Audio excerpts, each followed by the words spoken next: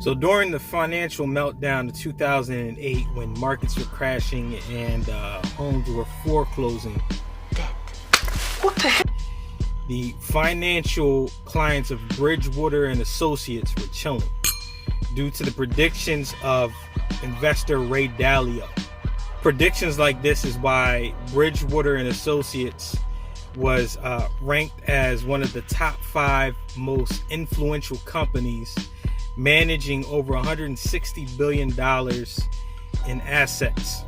And also why Ray Dalio has earned the status of being one of the 100 most wealthiest people in the world.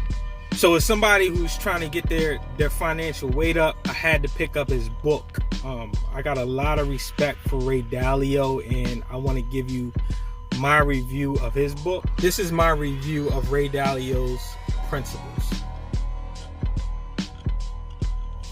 He, like I, believes in universal laws.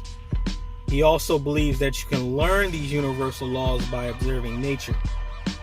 And he believes that you can create principles to live by, to live in accordance with these universal laws. After all, that's what the I Ching and astrology really is. So Ray Dalio is a low-key metaphysician. He's also big on meditation and using it to observe reality and what is. So Ray Dalio also studies Joseph Campbell and the hero's journey, and in this book Principles you get to see the hero's journey that Ray Dalio went on.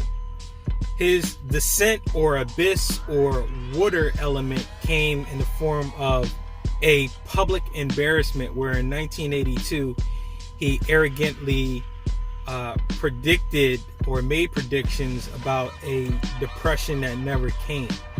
So he was all over CNN and everybody saw it and everybody knew that he was wrong. He was crushed. So he learned from this challenge or this struggle, like we all do when we don't run from our struggles, to work towards a new mentality of radical open-mindedness, where basically it's getting past the ego that clings to certain beliefs and opinions. And in this radical open-mindedness, what you're doing is you are leveraging opposing views or people that see things that you don't, to triangulate and find truth. In his book, he gives the analogy of 2 blind men arguing over what's in front of them as they're filling on opposite sides of an elephant, where basically if they were open-minded to each other's perspective and they were to work together, they could share the information and find truth and say, oh, this is an elephant. So this concept is basically in the I Ching what's meant by the phrase what is central, and it also relates to Libra, the Libra scale of balance. So Ray Dalio credits his success with Bridgewater to creating a culture or an environment within his organization of a idea meritocracy.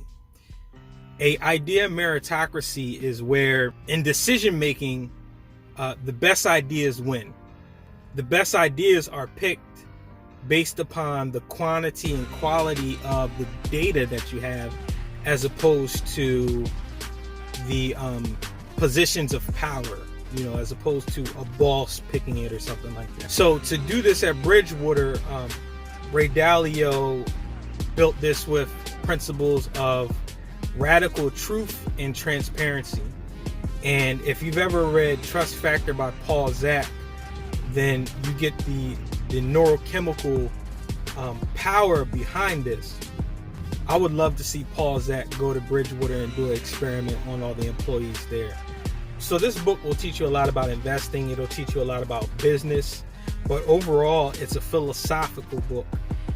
And I relate the overarching principle of this book to Wen in the I Ching, where it's talking about how partnerships are transactional relationships where we exchange with balance, to accomplish things that we couldn't accomplish on our own. So without giving away all the details and all the principles, that is my review and summary of Ray Dalio's principles.